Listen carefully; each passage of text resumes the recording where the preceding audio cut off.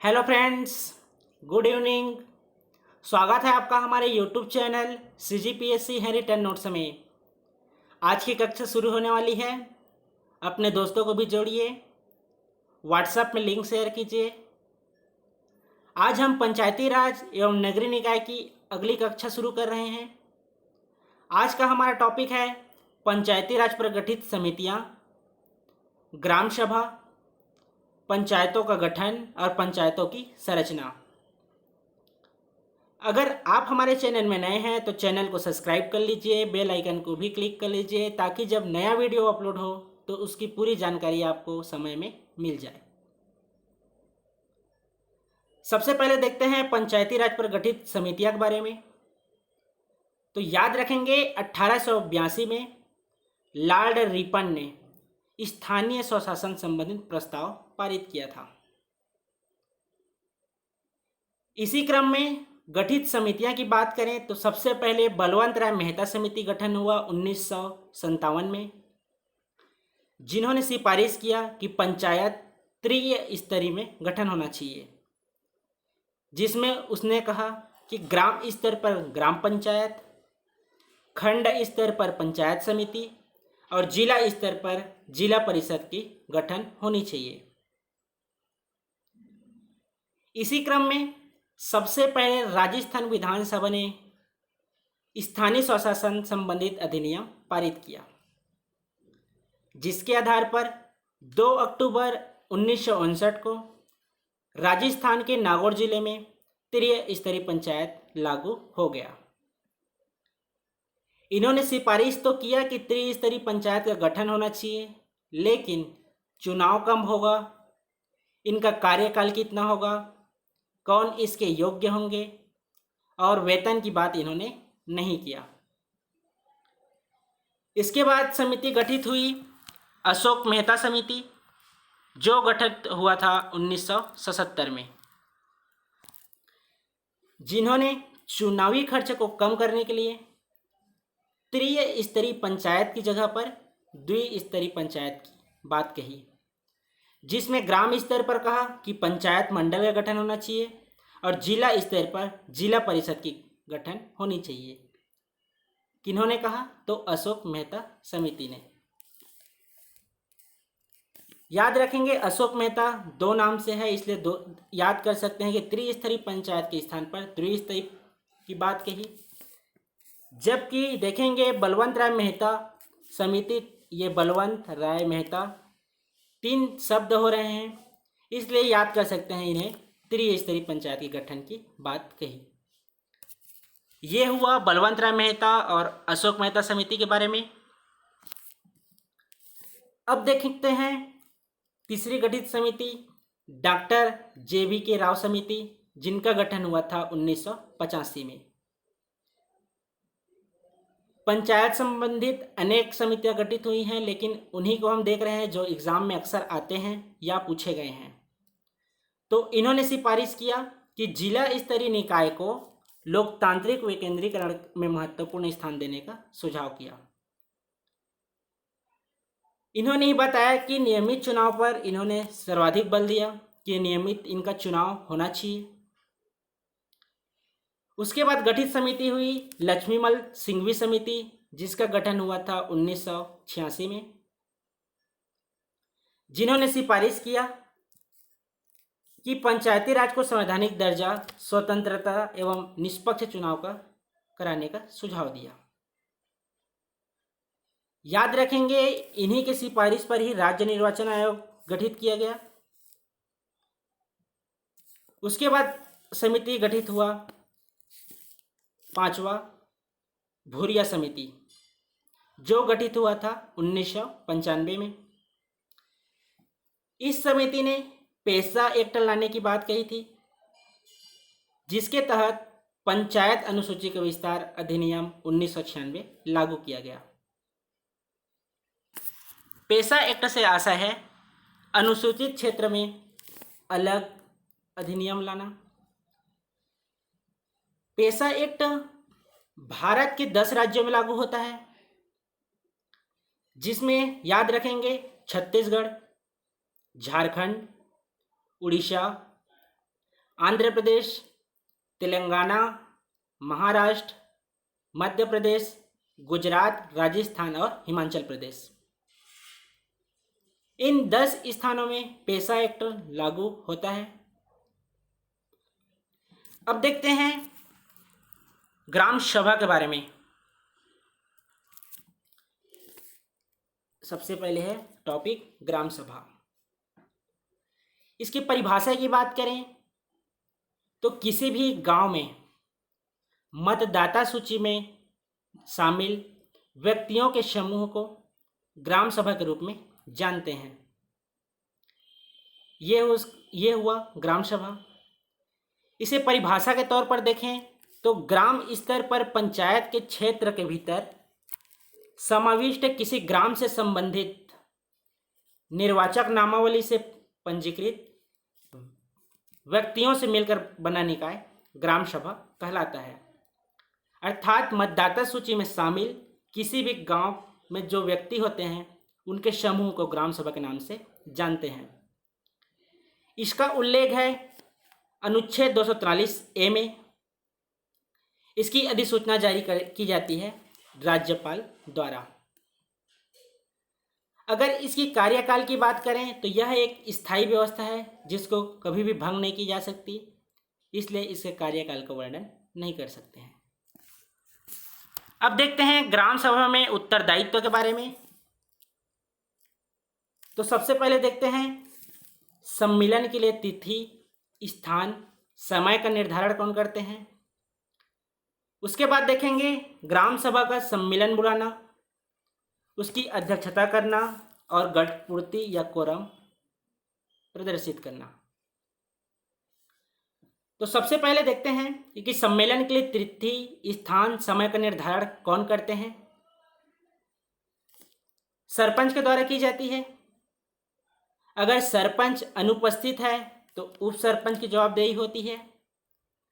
अगर सरपंच और उप सरपंच दोनों अनुपस्थित हैं तो इनका दायित्व होता है ग्राम सचिव का, जो सम्मेलन के लिए तिथि, स्थान, समय का निर्धारण करते हैं। सम्मेलन से आशय है साधारण बैठक जिसमें आवश्यक मुद्दे पर चर्चा की जाती है। फिर देखते हैं कि सम्मेलन बुलाता कौन है। तो सम्मेलन बुलाने का कार्य सरपंच का होता है। सरपंच की अनुपस्थिति में उप सरपंच की उत्तरदायित्व होती है। अगर सरपंच और उप सरपंच दोनों अनुपस्थित हो तो उनका दायित्व होता है ग्राम सचिव का, जो ग्राम सभा के सम्मेलन बुलाते हैं। अब देखते हैं इसकी अध्यक्षता के बारे में कि कौन इसकी अध्यक्षता करते हैं। तो इसकी अध्यक्षता सरपंच का उत्तरदायित्व होता है। अगर किन्हीं कारणवश सरपंच अनुपस्थित हैं तो उप सरपंच इसकी अध्यक्षता करता है। अगर सरपंच और उप सरपंच दोनों अनुपस्थित हैं तो इनका उत्तरदायित्व होता है ग्राम सभा के सदस्यों में से कोई एक चुने जाते हैं। अर्थात अपनों में से ही वहां पर कोई एक अध्यक्षता करता है। जबकि याद रखेंगे कि जहां पेशा एक्ट लागू होता है वहां अध्यक्षता न तो सरपंच करता है, न उप सरपंच करता है, न सचिव करता है, बल्कि अपने में से ही उपस्थित किन्हीं एक को अध्यक्षता के लिए चुना जाता है। यह हुआ सम्मेलन की अध्यक्षता। फिर देखते हैं गणपूर्ति या कोरम के बारे में। तो सबसे पहले जानते हैं कि गणपूर्ति या कोरम होता क्या है।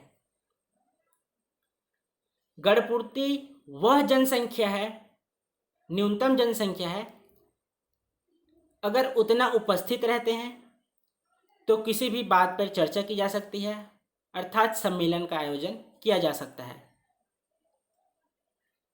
तो किनका उत्तरदायित्व होता है कि गणपूर्ति या कोरम पूर्ण करने की। तो ग्राम पंचायत के सरपंच एवं पंचों की दायित्व होती है कि वे गणपूर्ति या कोरम पूर्ण कराएं। याद रखेंगे उप सरपंच का दायित्व नहीं होता है। अब देखते हैं ग्राम सभा के सम्मेलन के बारे में। तो याद रखेंगे कि एक साल में 6 बार होना आवश्यक है, जिसमें कुछ तिथियां हैं, कुछ माह हैं, जिसमें तय किया जाता है कि कौन से दिन ग्राम सभा का सम्मेलन होना चाहिए। पहली तिथि है 23 जनवरी, जिस दिन सुभाष चंद्र बोस जी का जन्मदिन रहता है। दूसरा है 14 अप्रैल, जिस दिन भीमराव अंबेडकर जी का जन्म दिवस रहता है। उसके बाद है 20 अगस्त, जिस दिन राजीव गांधी जी का बर्थडे रहता है। अगला है 2 अक्टूबर, जिस दिन महात्मा गांधी जी का जन्मदिन रहता है। यह हुआ 4 दिवस, 23 जनवरी, 14 अप्रैल, 20 अगस्त और 2 अक्टूबर। इसके अलावा जून माह में सुझाई गई कोई भी तिथि को और नवंबर माह में सुझाई गई कोई भी तिथि को ग्राम सभा की सम्मेलन की व्यवस्था की जाती है। इसके अलावा देखते हैं कि सम्मेलन की व्यवस्था और कब कब की जा सकती है। तो पहला कंडीशन है कि ग्राम सभा में कुल सदस्य के 1/3 सदस्यों द्वारा लिखित रूप से अनुरोध किया जाता है, तो 30 दिवस के भीतर ग्राम सभा के सम्मेलन की व्यवस्था की जा सकती है। लेकिन लिखित रूप से अनुरोध जरूरी है। यह हुआ पहला कंडीशन। अब दूसरा कंडीशन के बारे में देखते हैं। तो जनपद पंचायत अध्यक्ष या जिला पंचायत अध्यक्ष या जिला के कलेक्टर अगर आदेश करते हैं कि ग्राम सभा का सम्मेलन होना है, तो उसे भी 30 दिवस के भीतर ग्राम सभा का सम्मेलन करना जरूरी है। यह हुआ उसके तिथि, स्थान और समय का निर्धारण के बारे में। अब देखते हैं गढ़पूर्ति और कोरम के बारे में। तो याद रखेंगे कि कुल जो संख्या रहेगा उसमें का 1/10 भाग, जिसमें 1/3 महिलाएं संख्या आवश्यक है। अर्थात किसी ग्राम सभा में अगर कुल जनसंख्या 100 है मान लीजिए, तो 1/10 अर्थात 10 लोगों की उपस्थिति जरूरी है, जिसमें 1/3 10 के 3 अर्थात 3 या 4 महिलाओं की उपस्थिति जरूरी है। किनका उत्तरदायित्व है गढ़पूर्ति या कोरम का? तो सरपंच एवं पंचों की उत्तरदायित्व है कि वे गढ़पूर्ति या कोरम को पूर्ण कराएं। जबकि याद रखेंगे कि अनुसूचित क्षेत्र में 1/3 सदस्य जरूरी है उपस्थिति के लिए, अर्थात 100 में 34, जिसमें 1/3 महिलाओं की भी उपस्थिति जरूरी है। तो 34 का 11 महिलाओं की उपस्थिति जरूरी है। यह है अनुसूचित क्षेत्र के बारे में। अब देखते हैं गढ़पूर्ति न होने पर इसके स्थगन के बारे में। तो यदि बैठक में कोरम पूर्ति नहीं हो पाती है तो अध्यक्ष द्वारा पूर्णतः स्थगित किया जाता है तथा आगामी बैठक की तिथि, स्थान का निर्धारण किया जाता है।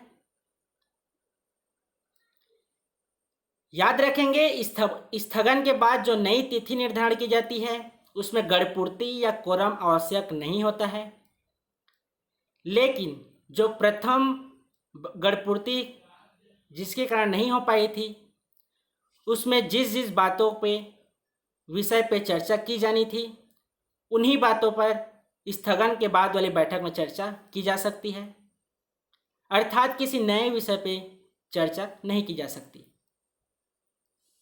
यह हुआ गढ़पूर्ति न होने पर स्थगन और आगे की बैठक के बारे में। अब देखते हैं संयुक्त सम्मेलन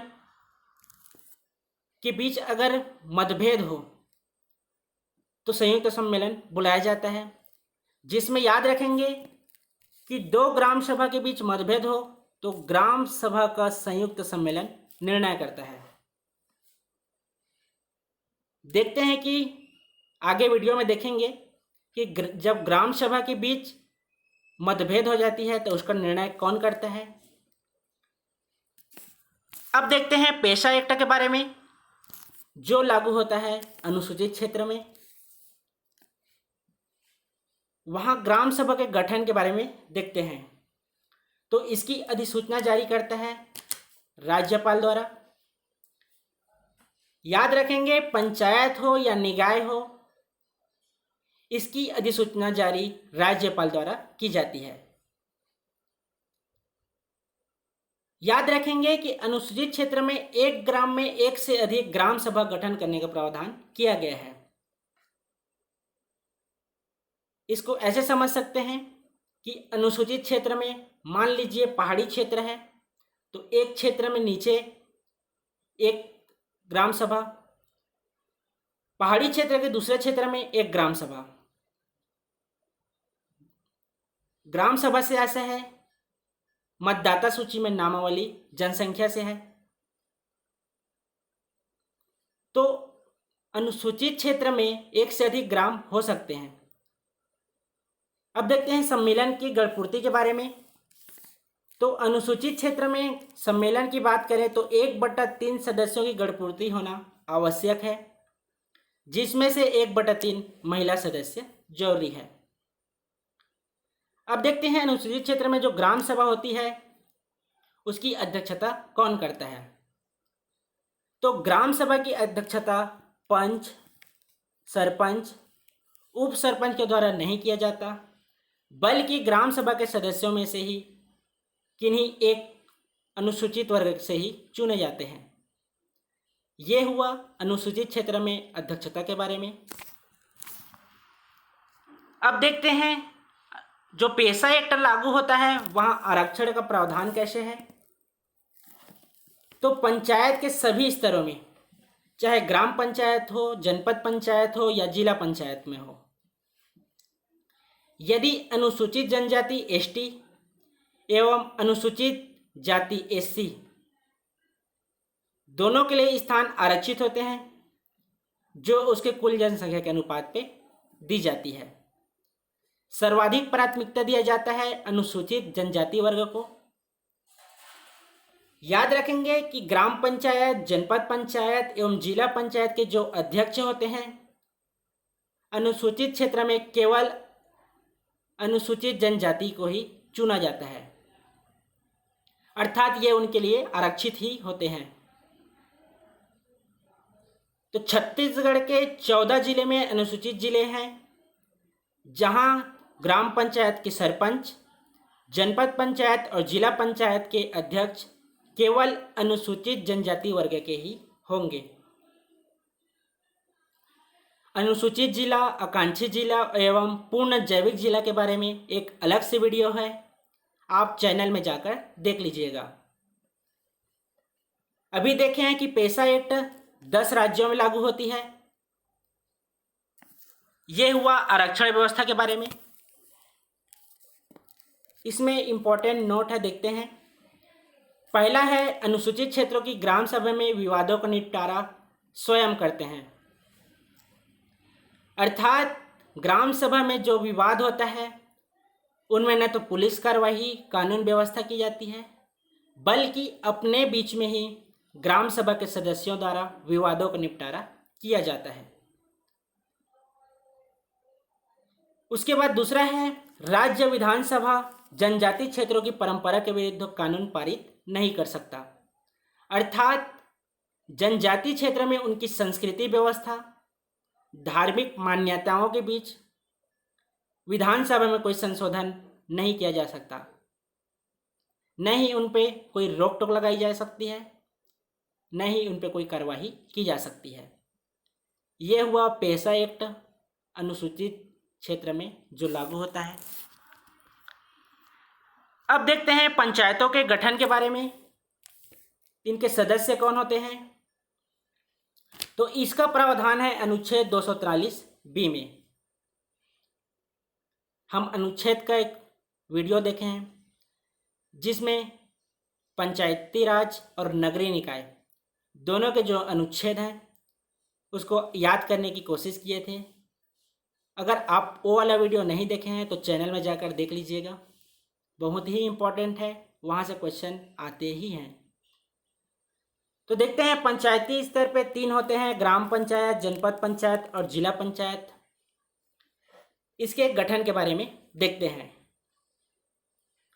तो सबसे पहले तो याद रखेंगे कि ग्राम पंचायत का गठन होता है न्यूनतम 1000 जनसंख्या पे।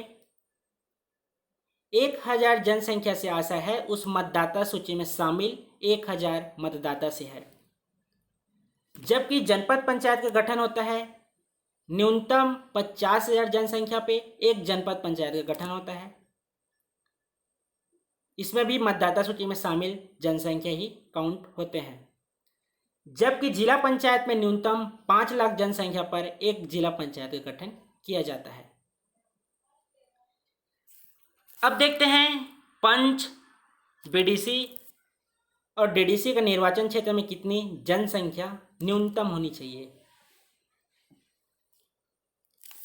तो पंच का निर्वाचन न्यूनतम 100 की जनसंख्या पर होती है, अर्थात न्यूनतम 100 की जनसंख्या पर एक वार्ड की गठन की जाती है। जबकि बीडीसी का निर्वाचन न्यूनतम 5,000 की जनसंख्या पर होती है, जबकि डीडीसी का निर्वाचन न्यूनतम 50,000 की जनसंख्या पर होती है। यह हुआ इनका निर्वाचन जनसंख्या। अब देखते हैं इनके सदस्य कौन होते हैं। तो ग्राम पंचायत में होते हैं पंच एवं सरपंच। इन दोनों से मिलकर ग्राम पंचायत का गठन होता है। जनपद पंचायत के गठन में सदस्य की बात करें तो ऐसे विधायक आते हैं जिनका निर्वाचन क्षेत्र नगरीय क्षेत्र में न होकर के ग्रामीण क्षेत्र में आता हो, वे जनपद पंचायत के सदस्य होते हैं। इसके अलावा जनपद पंचायत के अधीन आने वाले जितने भी ग्राम पंचायत होते हैं उनमें 1/5 भाग अर्थात 20% भाग सरपंच जो होते हैं वो 1 साल के लिए जनपद पंचायत के सदस्य होते हैं, जिनका चुनाव लॉटरी पद्धति के माध्यम से होता है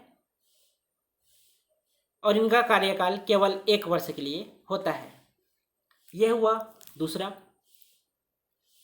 याद रखेंगे कि लोकसभा या राज्यसभा के कोई भी व्यक्ति जनपद पंचायत के सदस्य नहीं होते हैं। यह हुआ जनपद पंचायत के गठन और उसके सदस्य के बारे में।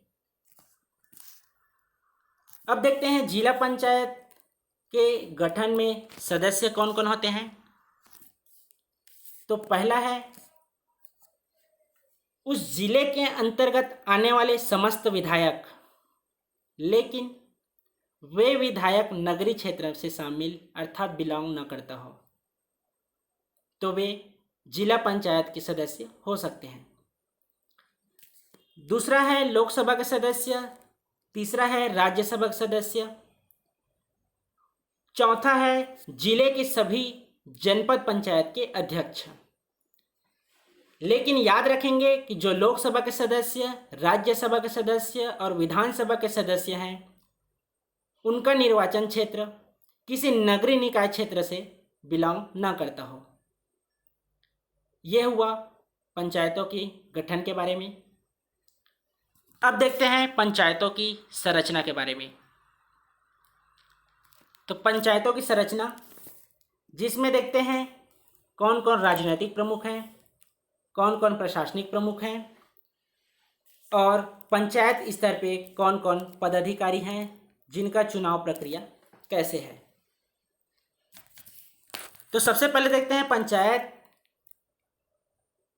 तो पहला है ग्राम पंचायत, जिनकी जनसंख्या है 11,664, यह न्यूनतम आंकड़ा है। दूसरा है जनपद पंचायत, जिनकी संख्या है 146। उसके बाद है जिला पंचायत, जिनकी जनसंख्या है 28। अब देखते हैं कि एक ग्राम पंचायत में न्यूनतम कितने पदाधिकारी हो सकते हैं, जनपद पंचायत में कितने हो सकते हैं तो और जिला पंचायत में कितने हो सकते हैं। तो न्यूनतम जनसंख्या की बात करें तो 10 ग्राम पंचायत, जनपद पंचायत और जिला पंचायत में होते हैं। अधिकतम वार्डों की बात करें तो ग्राम पंचायत में 20 वार्ड हो सकते हैं, जनपद पंचायत में 25 वार्ड हो सकते हैं, जबकि जिला पंचायत में 35 वार्ड हो सकते हैं। ये हुआ पंचायत स्तर पे न्यूनतम और अधिकतम जनसंख्या। अब देखते हैं इसके राजनीतिक प्रमुख के बारे में कि कौन कौन होते हैं। तो ग्राम पंचायत स्तर पर होता है पंच, सरपंच और उप सरपंच। इसी क्रम में जनपद पंचायत स्तर पे होते हैं बीडीसी अर्थात जनपद पंचायत सदस्य, उपाध्यक्ष और अध्यक्ष। ये हुआ। जिला पंचायत में होते हैं जिला पंचायत सदस्य जिनको डीडीसी कहते हैं, अध्यक्ष होते हैं और उपाध्यक्ष होते हैं। अब देखते हैं इनके चुनाव प्रक्रिया के बारे में कि किनका चुनाव प्रत्यक्ष होता है और किनका अप्रत्यक्ष होता है। पिछले वीडियो में हमने देख चुके हैं कि प्रत्यक्ष चुनाव और अप्रत्यक्ष चुनाव किसे कहते हैं। तो पंच का चुनाव होता है प्रत्यक्ष तौर पर, जबकि उप सरपंच का चुनाव होता है अप्रत्यक्ष तौर पर, और सरपंच का चुनाव होता है प्रत्यक्ष तौर पर। प्रत्यक्ष होता है, याद रखेंगे कि सरपंच और पंच का चुनाव प्रत्यक्ष तौर पर होता है। इसी क्रम में जनपद पंचायत के सदस्य और जिला पंचायत के सदस्य का चुनाव होता है प्रत्यक्ष तौर पर, जबकि अध्यक्ष और उपाध्यक्ष का चुनाव होता है अप्रत्यक्ष तौर पे। यह हुआ जनपद पंचायत के सदस्य का चुनाव प्रत्यक्ष तौर पे, जिला पंचायत सदस्य का चुनाव प्रत्यक्ष तौर पे, जबकि अध्यक्ष एवं उपाध्यक्ष का चुनाव होता है अप्रत्यक्ष तौर पे। यह हुआ राजनीतिक प्रमुख और इनकी चुनाव प्रक्रिया के बारे में। अब देखते हैं प्रशासनिक प्रमुख के बारे में। तो ग्राम पंचायत स्तर पे हैं सचिव, जनपद पंचायत स्तर पे प्रशासनिक प्रमुख होते हैं मुख्य कार्यपालन अधिकारी सीईओ अर्थात डिप्टी कलेक्टर, जबकि जिला पंचायत स्तर पे होते हैं सीईओ जो होते हैं आईएएस रैंक के। यह हुआ पंचायतों की संरचना के बारे में। तो आज के वीडियो में हमने देखा 243A ग्राम सभा, 243B पंचायतों की गठन और 243C पंचायतों की संरचना। इसी प्रकार आगे अनुच्छेद के बारे में हम वर्णन करेंगे। आप हमारे टेलीग्राम चैनल से भी जुड़ जाइए CGPSC हैरिटन नोट्स में, जहां करंट के न्यूज़ जो एग्ज़ाम में आने लायक होते हैं और यहाँ जो इम्पोर्टेंट नोट्स होते हैं उनको प्रोवाइड करते हैं। इस वीडियो को अपने दोस्तों के बीच अधिक से अधिक शेयर कीजिए, वीडियो को लाइक कीजिए, कमेंट कीजिए। धन्यवाद।